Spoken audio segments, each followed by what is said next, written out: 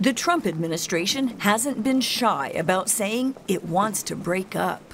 Our relationship will prioritize empowering Europe to own responsibility for its own security. This while also cutting back U.S. aid to Ukraine, leaving Europe to continue as the largest supplier of financial and military assistance to Kyiv.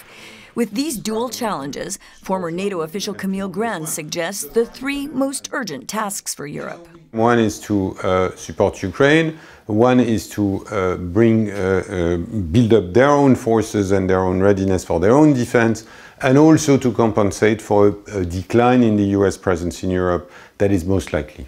Researchers, including those at the economic think tank Bruegel, have rushed to assess how equipped European countries are to handle worst-case scenarios, such as Washington taking all its troops home.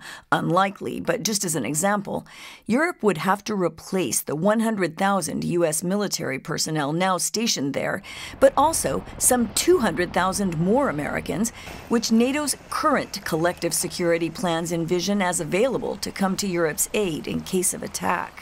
But you can't substitute the security provided by the U.S. just by coming up with thousands more soldiers.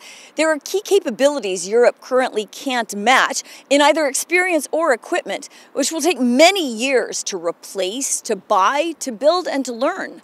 They're called strategic enablers. Things like strategic bombers, very large aircraft. Strategic lift, which is large transport aircraft. We have a few. Also things like long-distance logistics, which is something that we are fairly weak in, and essentially satellites as well, spaceborne assets. To sufficiently scale up overall, the Bruegel study estimates the EU would need to almost double its total defense spending at a cost of 250 billion euros more per year. But the ultimate security guarantee Europe has had since the Cold War is NATO's nuclear umbrella. While fellow NATO members the UK and France are also nuclear powers, the US is in charge here, stationing nuclear weapons in 5 countries for quick deployment if necessary.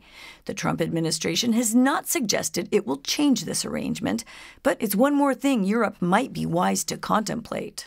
We've been saying since 1974 that the British and French independent nuclear forces had a deterrent value of their own. How does that work in practice?